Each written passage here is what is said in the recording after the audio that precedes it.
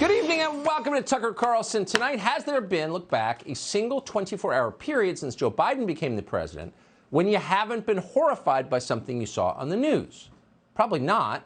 The cascade of absurdities has been relentless. It's like nothing any American has ever seen. And today, we're sad to say, was especially depressing. Inflation hit another record high, and that's according to the cooked government statistics our leaders have devised to hide inflation. But it turns out there's no hiding the price of meat and gas. The value of the dollar has dropped off a cliff, even as the value of the Russian ruble is rising. So ponder that for a moment and chuckle bitterly to yourself.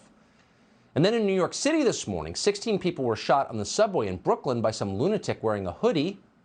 And yet somehow, none of the many surveillance cameras in the subway station happened to be working at the time, so the guy got away. We do know he was not a white supremacist, so we're betting the media are not going to dwell on this. There's nothing to gain from covering this particular atrocity, just another mass shooting in a big city. It's also sad. But mayhem and economic decline are not for once what we are opening the show with tonight. No, we have genuinely good news. And here it is. It looks possible that Elon Musk will seize control of Twitter and end censorship on that platform. Now, why should you care about that? It's like a tech story, right? Who cares about social media? Here's why you should care. Because if that were to happen, we could see a return of free speech to the United States, and nothing should give you more hope than that possibility. A free Twitter would mean an open debate about ideas on the single most important incubator of elite opinion in the world. It would mean a return to free and fair elections in the United States, a system in which both sides are allowed to make their case to the public, and then the public can decide. It's called democracy. And above all, a free Twitter would mean a direct challenge to the people in charge of our country's institutions, many of whom are incompetent. For the first time in years, we will be able to talk honestly about our leaders. We'll be able to have the kind of conversations that make democracy possible. We can't have those conversations now, and there's a reason for it. The point of censorship is never to shield the weak, no matter what Barack Obama may tell you. The point of censorship, always and everywhere, is to protect entrenched power. That's why it's the powerful who impose censorship for their own benefit. And that's exactly why illegitimate regimes fight so hard to control information through censorship. That's their main concern. Why are they so focused on that? That's why. Somehow, the right does not seem to understand this. The left definitely understands it. Watch this MSNBC anchor appear to realize in real time what it would mean if the Democratic Party's donor base ever lost control of an influential social media platform. And the bigger question on everyone's mind now, will Musk's newfound Twitter power mean Trump will be back on the platform? And on that possibly nightmare-inducing note, I wish you a good night. It would be a nightmare, she tells us, if a democratically elected president were allowed to speak in public. And in some ways, she's right. Shattering its monopoly on speech could break the Democratic Party. Even an MSNBC anchor understands that. Why are they so determined to keep you from talking? Because they know your talking is the threat to their power. Allowing the free exchange of ideas in America's public square is far more important than any single election result. And if you don't believe it, consider what we've just seen over the past 2 years. You can elect Donald Trump if you want. Go ahead and do it. But the Democratic Party can still silence Donald Trump at will. So what does that tell you? Who's more powerful, voters or the social media companies that control what voters know? It's not even close. Republicans in Congress pretend not to understand this. Maybe they really are that stupid. Possible. Doesn't matter, because either way, they will never fix it. Ever. They've had a chance. They passed. Even Jack Dorsey, who created Twitter, could not end censorship on Twitter. And so in the end, Jack Dorsey fled his own company when it became a Frankenstein monster that made America more hierarchical rather than less, a company that served the powerful at the expense of everyone else. That was the opposite of the intended effect. So he just left. He had no choice. Elon Musk, virtually alone in the entire technology industry, appears to understand what exactly is happening here. Here's Musk in 2018, appearing on 60 Minutes, acknowledging that in a world of corporate media, Twitter can act as an equalizer. Watch. You tweet a lot. I use my tweets to express myself. Some people use their hair. I use Twitter. Well, but you use your tweeting to kind of get back at critics. Rarely. You kind of have little wars with the press. Twitter is a war zone. If somebody's going to jump in the war zone, it's like, okay, you're in the arena. Let's go. Okay. Who does that sound like? I don't know. Who's it sound like? It sounds like a guy who lives at the White House. Oh, that guy. Yeah, sure. He's very good at Twitter. Twitter is a war zone. Now, that tape is from 3.5 years ago. Twitter is no longer a war zone. There's only one army on the field. Donald Trump has been banned for Twitter, despite the fact he may run in the next presidential race. He's an active politician with millions of people who would support him. He's been banned. Charlie Kirk had a huge following on Twitter. He's been suspended too. So has the Babylon Bee. And for that matter, this show has been suspended.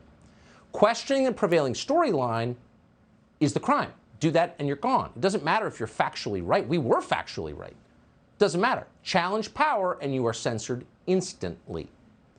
Now, it's hard to believe that the world's richest man is the only person who could fix this. You'd like to think our democratic systems could fix it, but clearly they can't. So Elon Musk seems to be our last hope. And tonight there are signs that Elon Musk plans to do something big with Twitter.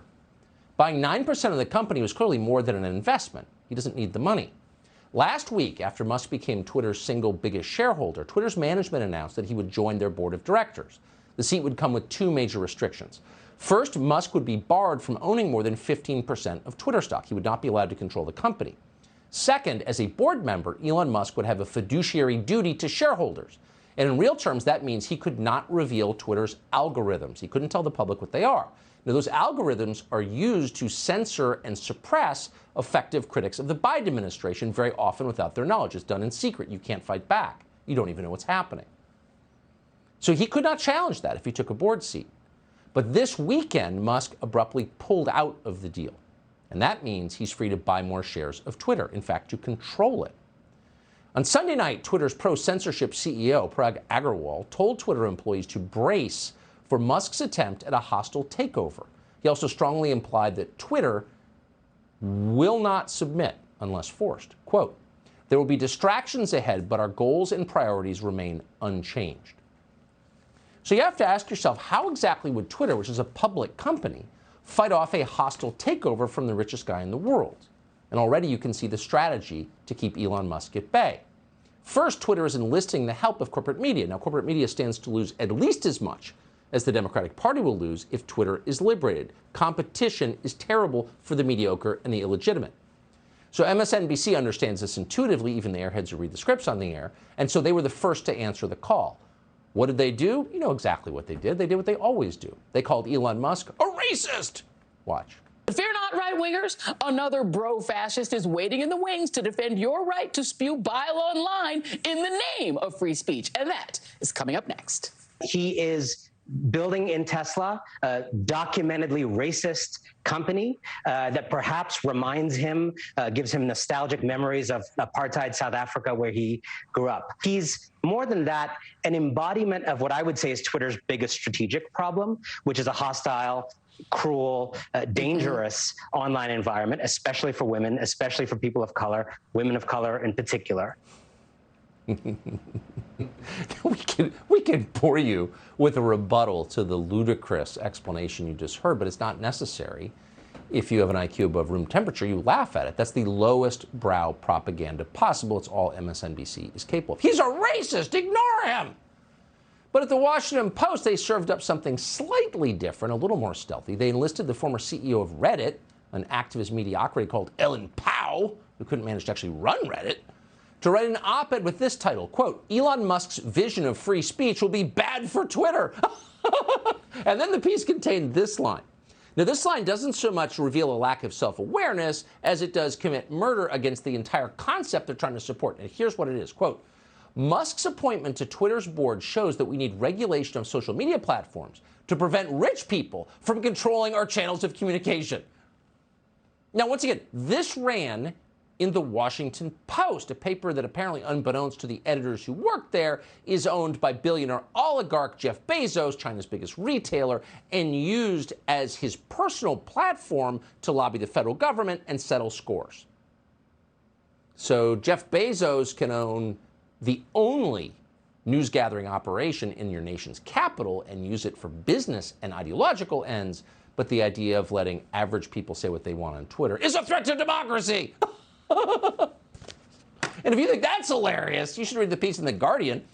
It was written by former Labor Secretary Robert Reich, a little Stalinist. Quote, Elon Musk's vision for the internet is dangerous nonsense. And the subhead read this way, quote, Musk has long advocated for a libertarian vision of an uncontrolled internet.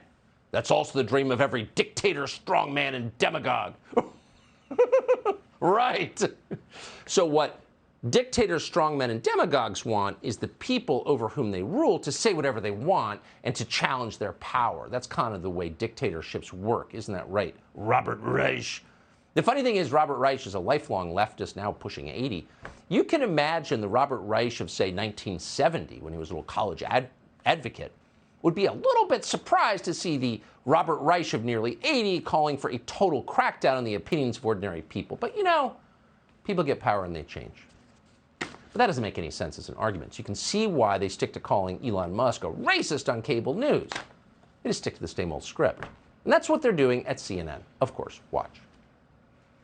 I think in some ways it's a good thing that Elon is out there tweeting, livening up Twitter, making it more entertaining. As Kara said, he's a funny guy. But there are serious questions behind that. What happens next? Does he push for a full acquisition? We don't know. Yeah, and maybe he's just in it for the lulz. But some of the memes he posts on Twitter, anti-trans memes, anti-COVID vaccine memes, there's a reason to be skeptical, I think, here. No anti-COVID. He asked questions about the mandatory COVID vaccine. Crush him. No one's won over by this. It's absurd.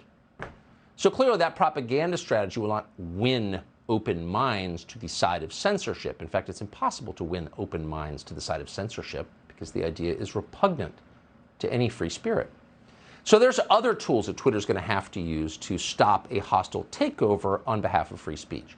So, for example, it's virtually certain that Twitter is on the phone now with corporate lawyers in New York, finding ways to use what's known as a poison pill strategy to minimize Elon Musk's ownership stake as much as it possibly can. One option, and this would be really interesting, is to give Twitter shareholders the ability to buy many more shares at a discount to dilute Musk's control over the company. But that strategy is not guaranteed to work. Musk himself has a ton of options aside from buying all the shares he wants. For example, and you might think of this, Elon Musk could enlist the public, the pro-free speech public, in his hostile takeover of Twitter. So anyone who is against censorship could buy Twitter stock and then pledge his or her proxy votes to Elon Musk. And that would give him control of the company, and the company would be free. That would also be the single most revolutionary event ever to take place in the history of finance. It'd be pretty thrilling to watch, and it might work. Maybe he'll try it. Subscribe to the Fox News YouTube channel to catch our nightly opens, stories that are changing the world and changing your life. From Tucker Carlson Tonight.